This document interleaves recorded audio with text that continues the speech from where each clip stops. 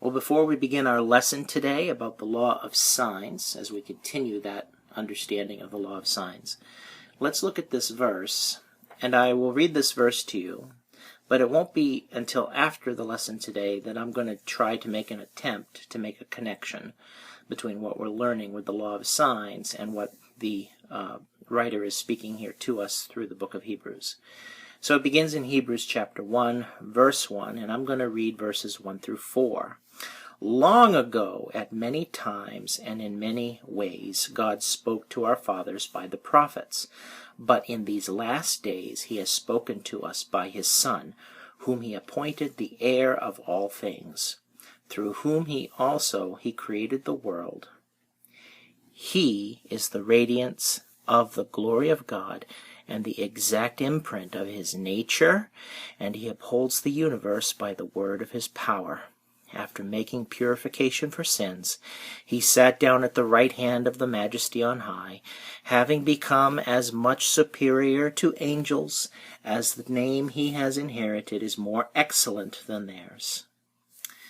May the Lord bless the reading of his word. So, okay, let's begin the lesson. Well, it's not going to be a long lesson today, and there's no way this lesson is going to completely cover everything about the law of signs, but we are going to make our best effort attempt to answer a single question. And the question is this: how does one use the law of signs to correctly find the measure of an unknown angle measure? So, here we have a triangle. We have 38 degrees here. Notice the opposite side is 12 centimeters. I have an unknown angle measure here, and the opposite side is 14 centimeters. So, what's in question now is, what is the measure of this angle? So we're going to use the law of signs to answer that question. But at this stage, there's not a whole lot we can do, and let me try to explain why. Because the triangle itself is not labeled. Because it's not labeled, at this stage, there's no real way to attack the problem. So we have to somehow give labels to these angles and these sides. So that's what we're going to do next. That's why we label things, because labeling gives us a way of attacking the problem. Once you have labeled something correctly, you can begin the process of working through the problem. Now, there's a lot more to it than that, but labeling is an important concept. Okay, so I've labeled the unknown angle, angle A. We can now see that the opposite side has a name. It's called BC. This side here is called AB, and AB has a length of 12 centimeters, and this length here is 38 degrees. So, we can now begin using the law of signs. So, because 12 is opposite the 38 degrees, I would begin like this. The sine of 38 degrees divided by 12 centimeters, sine of 38 degrees divided by 12, equals the sine of the unknown angle divided by 14 centimeters. And at this stage, when you're solving the problem, you don't have to write the units. So, let's get rid of the units there. All right, let's begin the process of cross multiplication. So, I cross multiply 14 times the sine, and I put the number 14 in front of the sine. Don't have to, but it makes things more understandable. So I say 14 times the sine of 38 degrees. And I'm going to continue this process of cross multiplication, even though I don't technically have to. 12 times the sine of angle A. Now, we could have simply left the 12 in the denominator, and that would have actually made the process quicker. But because students, when they're first learning cross multiplication, they like to follow that process through, that's why I'm just doing it. But now I have a little bit more work to do, don't I? Because now I have to divide both sides by 12. So I divide both sides by 12. Okay, so now let's rewrite the equation with the sign of A on the left and this expression on the right. That's the symmetric property of equality. So the sine of angle A is equal to 14 times the sine of 38 degrees, all divided by 12. Okay. So now I notice something. I've got my equation. Couldn't get this far until I had properly labeled everything, but that's why we labeled, so that we could write the equation. And I noticed that what I'm looking for is the angle here. And we've learned from a previous lesson that the way that you find the angle, if you have a sine of the angle, but you don't know the angle, the way that you do that is you do the sine inverse. Now, if this was a cosine, you would use the cosine inverse. If this was a tangent, you would use the tangent inverse. And so sine, cosine, tangent, those are the three trig functions that we talk about in geometry. So what I do now is I apply the inverse sine to both sides of the equation.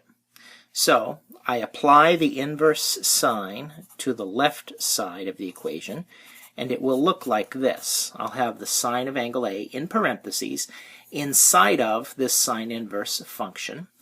And on the right-hand side, I will have the sine inverse of 14 times the sine of 38 degrees, all divided by 12.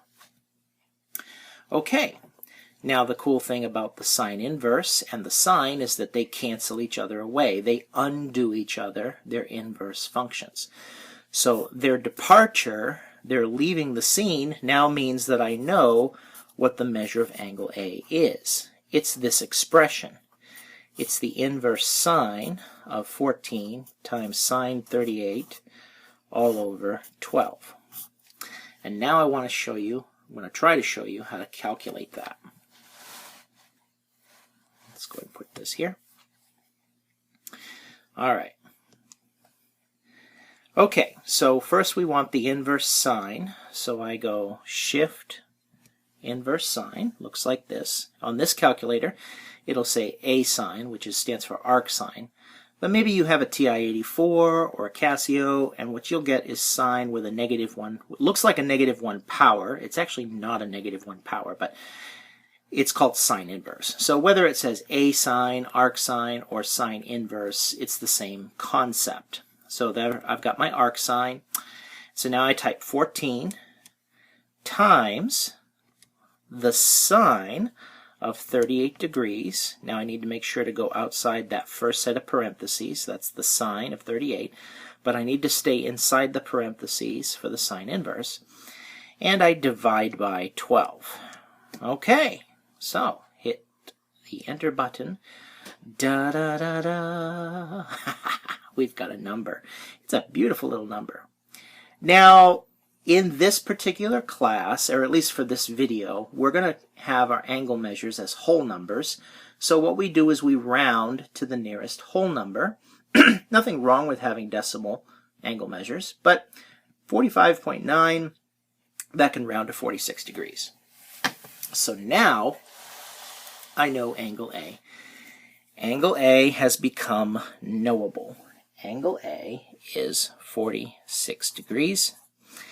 And because I now know that this is 38 and this is 46, I can now find this angle here.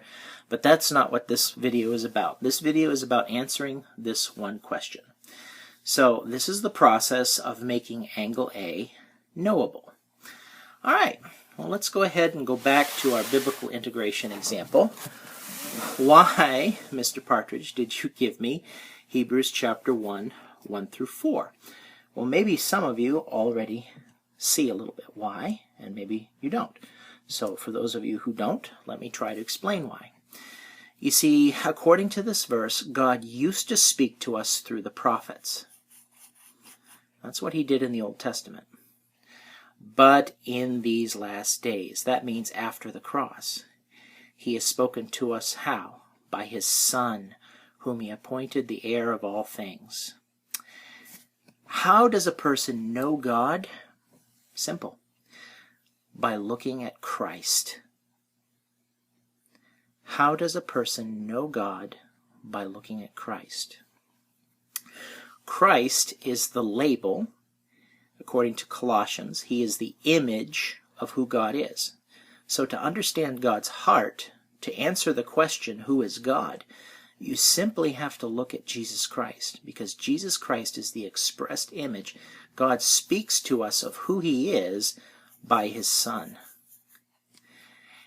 How do you solve a triangle problem like this? Well, you have to first make sure that everything has a label. A label. The label gives us a way of answering the question. How does a person know who God is? Jesus Christ is the label. He is the express image of who God is. He's the express image of God's heart. And he has a name much superior. The name he has inherited is more excellent than theirs. That's the angels. He has created all things. He created the world. He is the radiance of the glory of God and the exact imprint of his, there's the beautiful word, nature. So if anyone wants to know who God is, all they have to do is open their Bible and begin to look at who Jesus Christ is. God bless you, wherever you are today.